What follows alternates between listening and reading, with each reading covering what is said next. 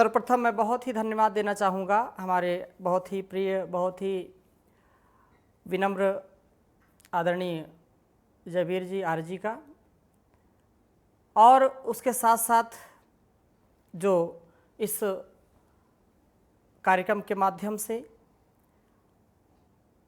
मेवाड़ विश्वविद्यालय जो अपनी संस्कृति के लिए जाना जाता है, अपनी विरासत के लिए जाना जाता है, आज का जो विषय है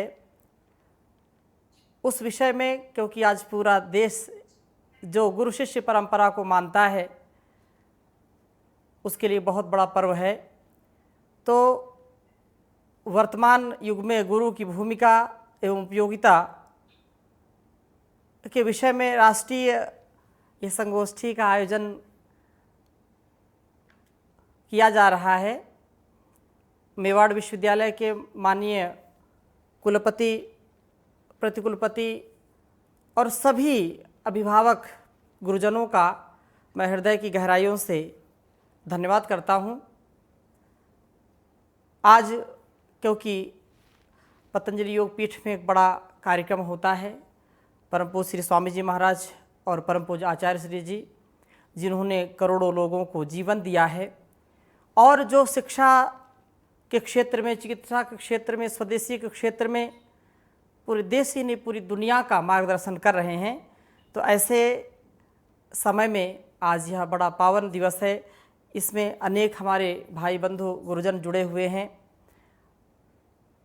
आए उस परमपिता परमेश्वर को परम पावन ओंकार के उच्चारण के साथ मैं कुछ निवेदन करूँगा।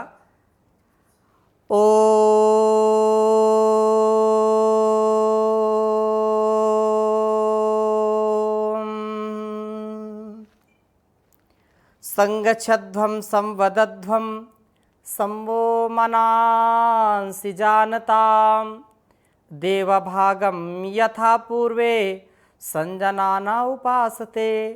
प्रेम से मिलकर चलो बोलो सभी जानी बनो, पूर्वजों की भांति तुम कर्तव्य के मानी बनो, पूर्वजों की भांति तुम कर्तव्य के मानी बनो।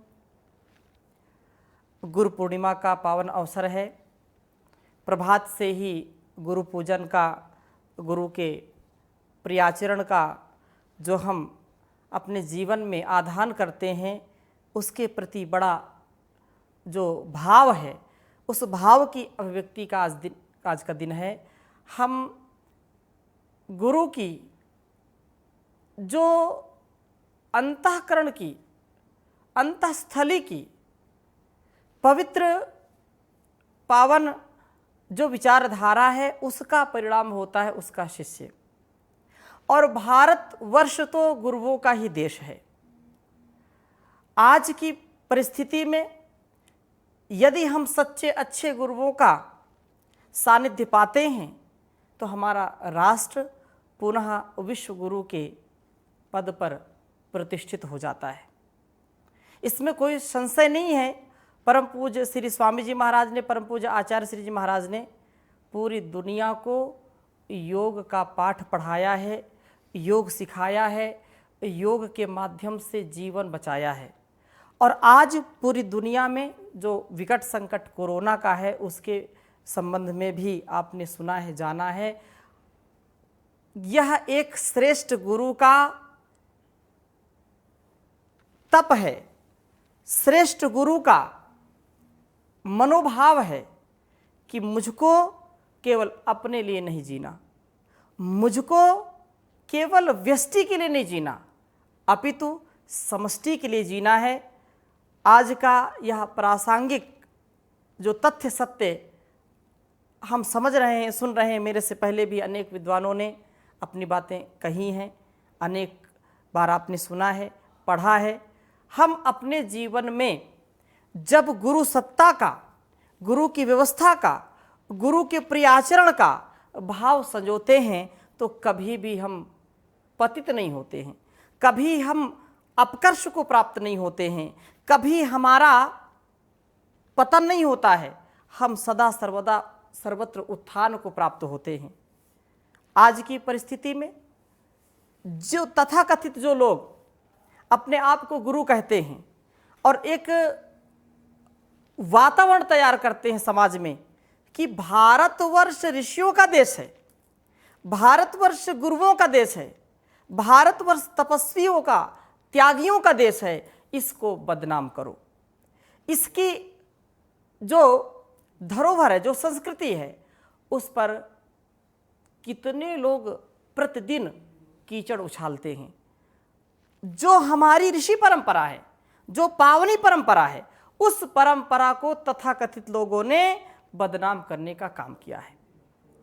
आज की इस शुभ अवसर के समय मैं यही निवेदन करना चाहता हूं कि हमको यदि भारतवर्ष को, इस आर्यावर्त को, इस संस्कृति को पुनः प्रतिष्ठित करना है, और संसार में ये समझ लीजिए कि दुनिया में यदि कोई एक छत्र के नीचे लाने का सामर्थ्य रखता है तो वह गुरु सत्ता ही है। जो समाज में विसंगतियां हैं, जो घरों में, परिवारों में दीवारें खड़ी हैं, यदि हम उनको एक करना चाहते हैं, उनमें सामंजस्य चाहते हैं, उनमें प्रेम चाहते हैं, कृतज्ञता, सौहार्द, परस्परता, पारदर्शिता चाहते हैं, त्याग तपस्या चाहते हैं, तो हमको गुरुओं की सन्निधि जरूर प्राप्त करनी चाहिए, क्योंकि गुरु के बिना गति नहीं है। लेकिन कुछ गुरु घंटालों ने कुछ बदनाम करने का भी काम किया है। गुरु, ऐसा गुरु शब्द जो इतना पवित्र शब्द है, जो अंधकार से प्रकाश की ओर ले जाने वाला है, उसको भी लोगों ने गलत प्रयोग किया है। आतंकियों के साथ गुरु जोड़ना शुरू कर दिया है। ऐसे ऐसे बदनाम करने का, साजिश रचने का, षड्यंत्र रचने का लोगों ने काम किया है। उस कुचक्र से हमको बचना है। चाहे हम किसी भी मत, पंथ, संप्रदाय, समुदाय को मानने वाले हों, परंतु हम भारतवर्ष में रहते हैं, हम भारतीय संस्कृति को मानने वाले हैं, हम इसकी संस्कृति और इसके संस्कार में पलने बढ़ने वाले हैं। इसलिए गुरु का स्थान सबसे ऊपर होता है, और गुरु वही है जो आत्म कल्याण से राष्ट्र कल्याण, विश्व कल्याण की राह चलाता है। वह गुरु कभी नहीं हो सकता है जो स्वयं पथ भ्रष्ट है और दूसरों को भी पथ भ्रष्ट करता है। गुरु वही है जो स्वयं प्रकाशित है, स्वयं प्रकाश में रहता है, स्वयं सत्य का आचरण करता है, स्वयं धर्म का आचरण करता है, और दूसरों को भी ऐसी प्रेरणा देता है सत्य की, अहिंसा की, त्याग की, तपस्या की।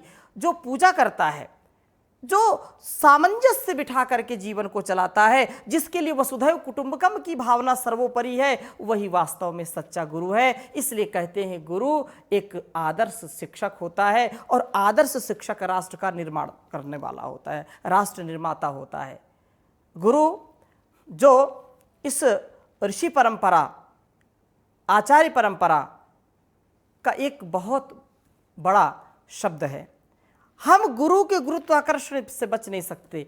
गुरु वही है जो अपनी अच्छाई के, अपनी पवित्रता के, अपने तप के, त्याग के, अपने भाव के चुंबकीय तत्व से हमको अपनी ओर खींच ले, जो हमको आकर्षित करे। आचरण स्वयं उसका इतना पवित्र होना चाहिए जो स्वयं दूसरों को आकर्षित करने वाला हो। दिखावा ना हो, छल ना हो, कपट ना हो।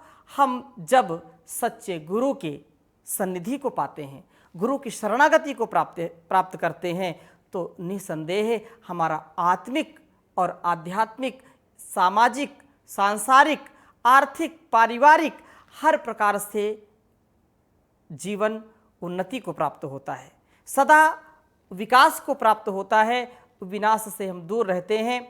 इसलिए आज का दिन संकल्प का दिन है, और उन हजारों लाखों ऋषि ऋषिकाओं, गुरुओं, आचार्यों का जो प्रतिनिधित्व करने वाले हम हैं, हम उनकी सच्ची संतान बने, और सच्ची संतान बन करके उनके द्वारा दिए गए उपदेश, आदेश, निर्देश, संकेत को हम आत्मसात करें। आज ऐसा वातावरण चारों ओर तैयार किया जा रहा है कि भारत का युवा, भारत का छात्र, स्टूडेंट्स, ये अपनी मूल प्रकृति से, मूल संस्कृति से भटक जाए, और हम इसको इस कुचक्र में फंसा करके लूटें। वैचारिक लूट जो स्वाभाविक आज लोगों की प्रवृत्ति बन गई है, हमको उससे बचाना है और स्वयं भी बचना है। यदि गुरु के भूमिका में हम हैं, हम यदि नहीं अपने आप को इस कार्य में लगाए, इस कार्य में यदि अपनी महती भूमिका हमने नहीं निभाई, तो हमने अपने कर्तव्य का पालन ठीक नहीं किया है।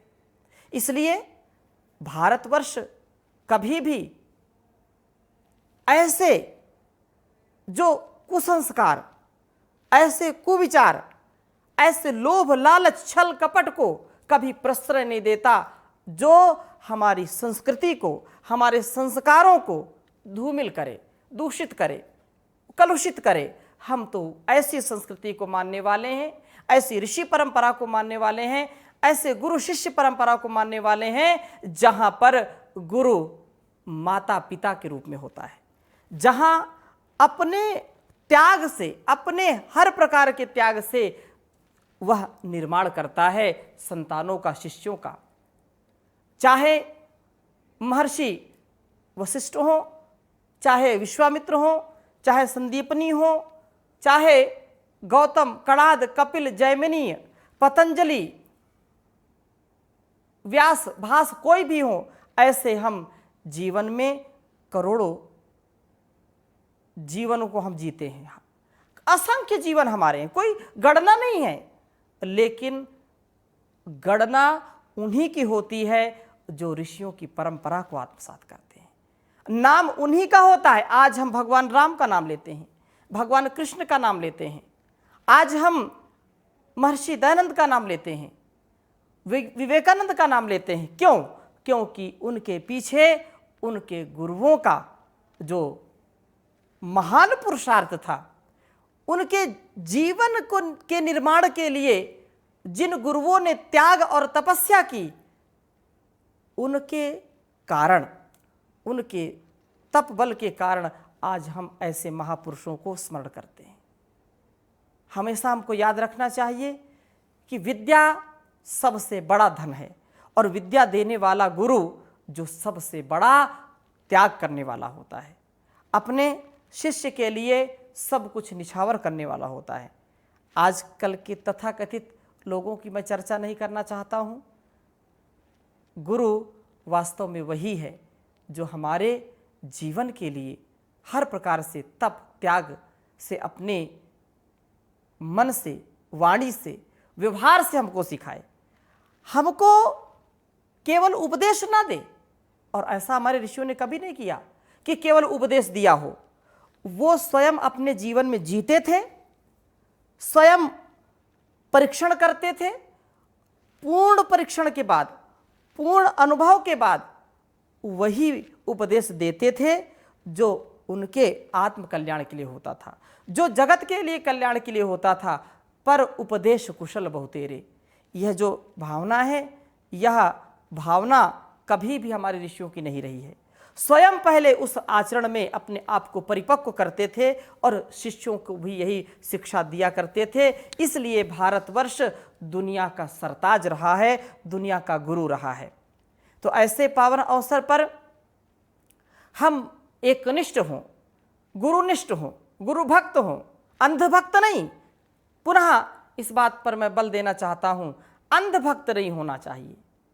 गुरु भक्त हों, और गुरु वही है जो वास्तव में आत्मनो मोक्षार्थम जगत हिताय च, जो आत्म कल्याण से जगत कल्याण की भावना को पुष्ट करता हो, ऐसी जो जीवन शैली को अपनाता हो जिसमें लोक कल्याण का बहुत बड़ा तप करने वाला हो। लोक कल्याण से ही मनुष्य के जीवन का कल्याण होता है, इसमें बिल्कुल हमको संदेह नहीं करना चाहिए। इसलिए हमारा यह कर्तव्य होना चाहिए कि हम परमात्मा का धन्यवाद करते हुए गुरुओं का, क्योंकि इस धरा पर माता पिता गुरु आचार्य भगवान का ही रूप होते हैं।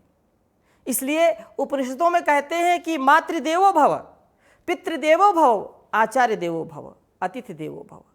यह जो पावन संकल्प है, इस पावन संकल्प से हम अपने आप को सदा आप्लावित करें, सदा प्रकाशित करें। यही हमारे जीवन का सदुपयोग है, यही जीवन का त्याग है, यही जीवन का तप है। और इस तप के कारण ही हमारा आगे का जीवन चलता है।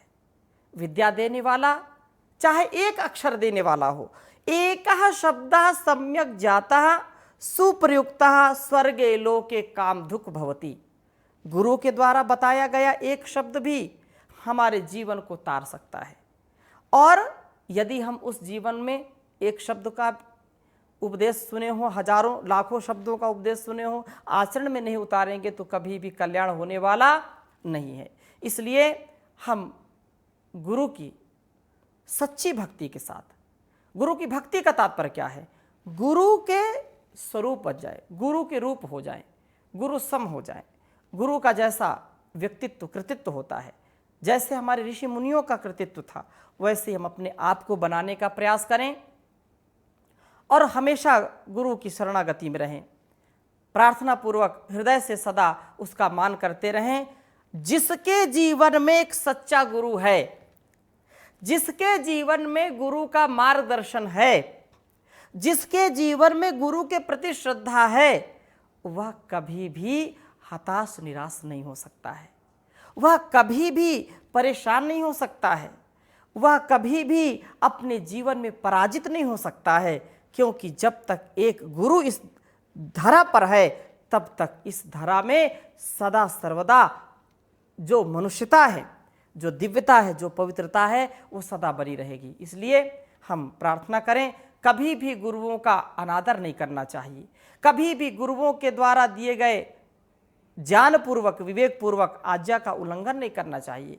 इसलिए यदि ऐसा आचरण हम कर पाते हैं तो हमारा जीवन देदीप्यमान हो जाता है। और आचरण में नहीं उतारते इस बात को तो कहा आचारहीनम न पुनन्ति वेदाः। जो अपने सतज्ञान को, सदविवेक को, सदकर्म को आत्मसात नहीं करता, गुरुओं के द्वारा बताए गए मार्ग का आलंबन नहीं लेता है, वह कभी भी सच्चा और अच्छा जीवन व्यतीत नहीं कर सकता है। इसलिए गुरु का दिल कभी नहीं दुखाएं। गुरु जो हमको आज्ञा दें, गुरु जो हमको सिखाएं, उसका हमको अक्षरशः पालन करना चाहिए। लेकिन गुरु पानी पिए छान के, गुरु करे जान के, एक कहावत है। ऐसे किसी को भी गुरु लोग बना लेते हैं, ऐसा बिल्कुल नहीं करना। वेदोक्त, शास्त्रोक्त, ऋषि प्रोक्त धर्म का आलंबन लेते हुए ढोंग, आडंबर, पाखंड, झूठ, ये जो चीज़ें हैं, इनसे बच करके सत्य, तथ्य और वैज्ञानिक जो कसौटी पर खरा उतरता हो, ऐसे भाव को हमको आत्मसात करना चाहिए। इसलिए प्रभु हमारा उस सबसे गुरुओं का भी गुरु तो परमपिता परमेश्वर है। अजर अमर अविनाशी कण कण में व्यापक है, सबसे पहला उपदेशक और अध्यापक है। अजर अमर अविनाशी कण कण में व्यापक है, सबसे पहला उपदेशक और अध्यापक है। गुरुओं का भी गुरु है ईश्वर, गुरुओं का भी गुरु है ईश्वर। ऋषियों ने फरमाया, कौन कहे तेरी महिमा, कौन कहे तेरी माया, कौन कहे तेरी महिमा, कौन कहे तेरी माया। सारे सूरज चांद सितारे भी तुझ में हैं, सभी समंदर सभी किनारे भी तुझ में हैं। सृष्टि के अंदर बाहर तू, सृष्टि के अंदर बाहर तू एक समान समाया। कौन कहे तेरी महिमा, कौन कहे तेरी माया। किसी ने है परमेश्वर तेरा अंत कहीं ना पाया। कौन कहे तेरी महिमा, कौन कहे तेरी माया। हम जब ईश्वर की वाणी का वेद की जो आदेश संदेश है वेद का, उसको जब आत्मसात करते हैं तो सच्चे गुरु का आलंबन लेते हैं। और ऐसा जो वेदों का जानने वाला हो, वेद विद्या को जानने वाला हो, आत्मविद्या को जानने वाला हो, ऐसा व्यक्तित्व वास्तव में अनेक में एक होता है, लाखों करोड़ों में एक होता है। हम ऐसे व्यक्तित्व का सम्मान करें। यह समाज, यह राष्ट्र, ये सारा संसार अपने आप ही ठीक हो जाएगा जब संस्कार देने वाले ठीक होंगे। इसलिए इसकी महती आवश्यकता है।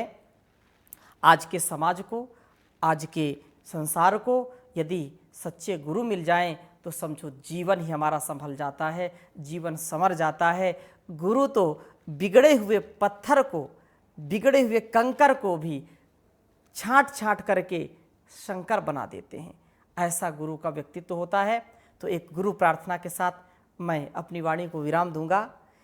हे मेरे गुरुदेव करुणा सिंधु करुणा कीजिए।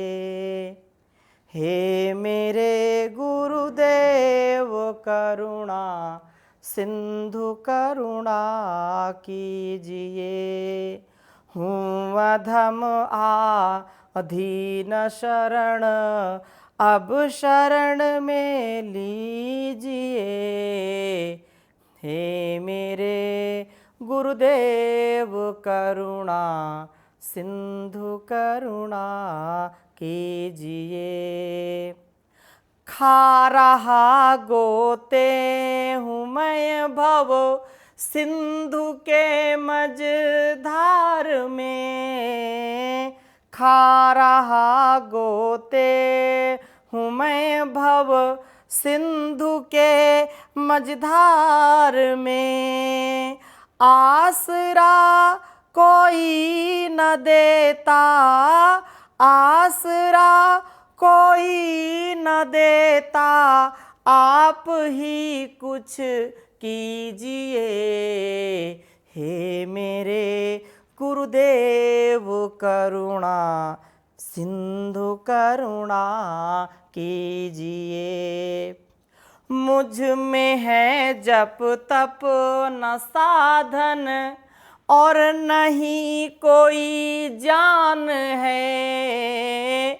मुझ में है जप तप न साधन, और नहीं कोई जान है।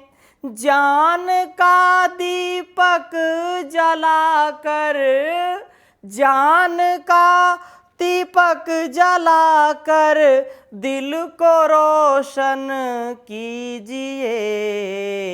हे मेरे गुरुदेव करुणा सिंधु करुणा कीजिए। आप भी यदि छोड़ देंगे फिर कहाँ जाऊँगा मैं। आप भी यदि छोड़ देंगे फिर कहाँ जाऊँगा मैं। जन्म दुख नाव कैसे पार कर पाऊँगा मैं। हे मेरे गुरुदेव करुणा सिंधु करुणा कीजिए। सब जगह मैंने भटक कर ली शरण प्रभु आपकी। सब जगह मैं तो भटक कर ली शरण प्रभु आपकी। पार करना या न करना, पार करना या न करना, दोनों मर्जी आपकी। हे मेरे गुरुदेव करुणा सिंधु करुणा कीजिए। हे मेरे गुरुदेव करुणा सिंधु करुणा कीजिए। मैं पुनः सभी गुरुजनों का, मेवाड़ विश्वविद्यालय जो शौर्यता से, वीरता से, साहस से परिपूर्ण धरा है, भूमि है, उसको नमन करता हूँ कि ऐसे सुंदर दिवस पर ऐसा सुंदर कार्यक्रम का आयोजन किया। सभी आयोजकों का, आदरणीय भाई हमारे राजेश जी, भाई जयवीर जी, माता चित्रलेखा जी और माननीय प्रतिकुलपति और कुलपति और समस्त इस कार्यक्रम में जो जुड़े हुए प्राध्यापक, छात्र छात्राएं हैं, मैं सभी को हृदय की गहराइयों से प्रणाम करता हूँ, वंदन करता हूँ, साधुवाद देता हूँ और अपनी वाणी को यहीं पर विराम देता हूँ। ओम इति सत्।